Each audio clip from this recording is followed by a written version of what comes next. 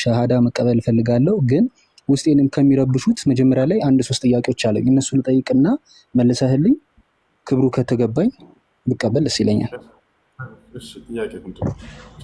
እሺ ሌላው እንዳነበብኩት እኔ ባለሁበት የኦርቶዶክስ እምነት እናታችን ቅድስት ድንግል ማርያም የኢየሱስ ክርስቶስ እናት ትባላለች። ኢየሱስ ክርስቶስን በድንግልና የመውለድ ሀቅ ማንንም የማያሻማ ቢሆንም ካጠፋው ይቅርታና የኔ ጥያቄ ፈጣሪ በፍጡሩ የመፈጠሩ ሚስጥር ምክንያት ምን ይሆን ነው። ይህን በእርግጥ አንተም መጠየቅ ያሳፍራል፣ ይቅርታ።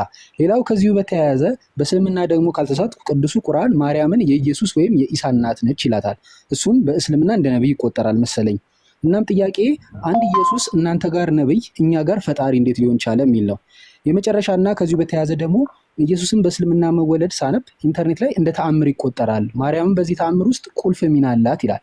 ይህ ተአምርና ሚና የተባለው የእናታችን ማርያም ኢየሱስን በድንግልናና በመውለድ ችሎታዋ ብቻ ነው ወይስ በኢየሱስ መወለድ የቅዱሱ አላህ ፍቃርና ጠቢብነትን ማሳያ ስለሆነ ነው ወይስ ሌላ መልእክት አለው የሚል ነው። በጣም ጥሩ።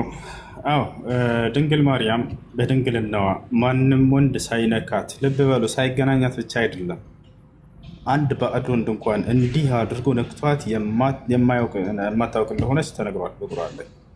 ወለም የምሰስኒ በሸር አለች፣ ወንድ ያልነካኝ ሲሆን የምትለውን ቃሏን አላህ አረጋግጦ አስፍሮላታል። ማንም ወንድ አልነካትም። በዚህ ማንም ወንድ ሳይነካት በድንግልናዋ ሳለች አምላክ አላህ ሱብሓነሁ ወተዓላ ተአምራዊ በሆነ መንገድ ያለ ወንድ ግንኙነት ከእርሷ ልጅን ፈጥሯል። ይህንን ምክንያቱንም ጠይቃ ነበር። ለምንድን ነው የሚለውን መልአኩ ገብርኤል መጥቶ ይህን በነገራት ጊዜ ጠየቀችው። ወሊነጀዐለሁ አያ፣ አምላክሽ አላህ ይህን ከአንቺን ማደርገው ተአምርን ላደርግ ዘንድ ነው ብሎሻል። ተአምር ማለት እስከዛሬ ሲደረጉ ከነበሩ ነገራቶች ወጣ ያለ በተለምዶ የማይታወቅ ያንን ጥሶ የመጣ ማለት ነው።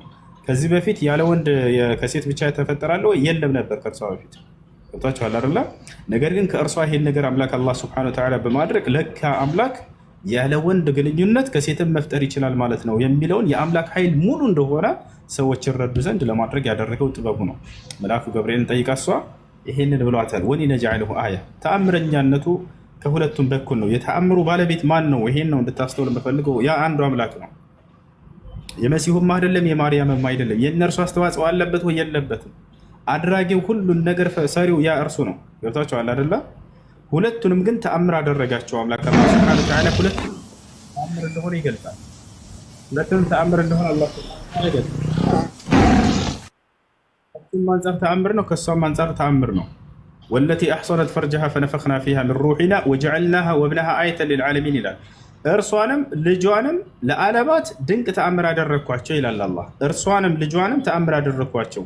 የእርሷም ተአምር ነው ያለ ወንድ ማንም ወንድ ሳይገናኛት የወለደች ሴት ያቻትና ተብላ ትገለጻለች አይደለ? ተአምር ነች። እርሱም ተአምር ነው ያለ አባት ከእናት ብቻ የተፈጠረ የተገኘ በማለት ይሄም ለእርሱም ተአምር ነው። ገብታችኋል አይደለ? አምላክ በእነርሱ ላይ ድንቅ ስራውን ተአምሩን አሳይቷል። አዎ ተአምር ናቸው። ገብታችኋል አይደል? የዚህ ግን ባለቤቱ ማን ነው? ያ አንዱ አምላክ ነው።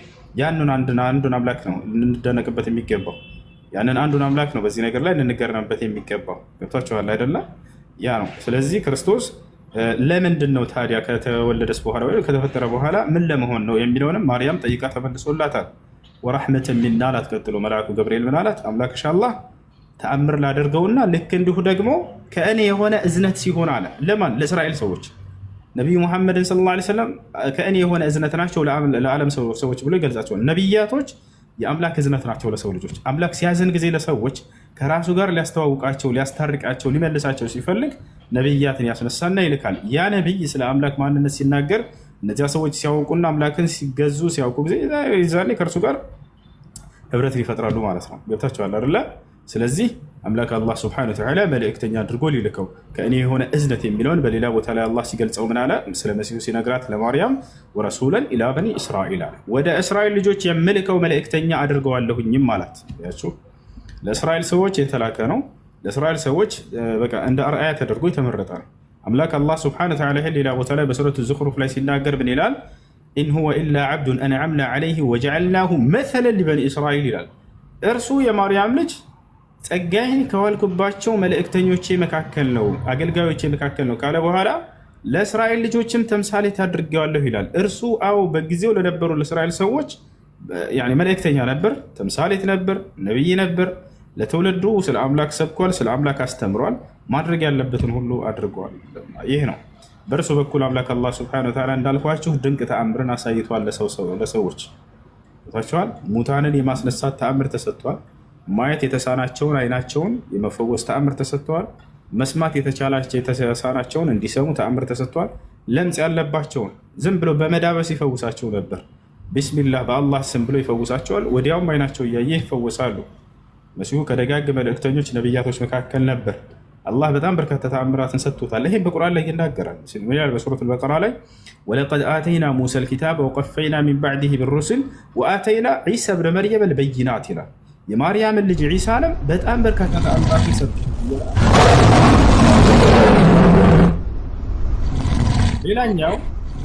ሌላኛው ምንድን ነው? መሲሁ ዒሳ ዓለይሂ ሰላም የሚደንቅ ተአምራቶችን ካደረጋቸው መካከል ከማ ዩርዋ ዛሊክ ይህ እንደተዘገበው መሲሁ ከዕለታት አንድ ቀን ከእስራኤል ወጣ ብሎ መሄድን አሰበ። ለመሆኑ ይሄ መሲሁ ያለበት መንገድ እውነት ነው ወይንስ ሐሰት ነው የሚለውን ለማረጋገጥ አንድ ሰው አብሮት ልከተለህ የምትሄድበት ቦታ ነው። ልከተለህ አለው። መሲሁ እሺ ተከተለኝ አለው። እሺ ተከተለኝ አለው። በጉዟችን ላይ ጉዞ ሊያደርጉ ነው። ስንቅ መያዝ አለባቸውና ስንቅ እንያዝ አሉ። መሲሁ ዒሳ ዓለይሂ ሰላም አንድ ዳቦ ወይንም አንዲት ቂጣ ይይዛል። ያኛው ደግሞ ሁለት አመጣ። በቃ ስምምነት አደረጉ። በጉዟችን ላይ እነዚህን ሶስት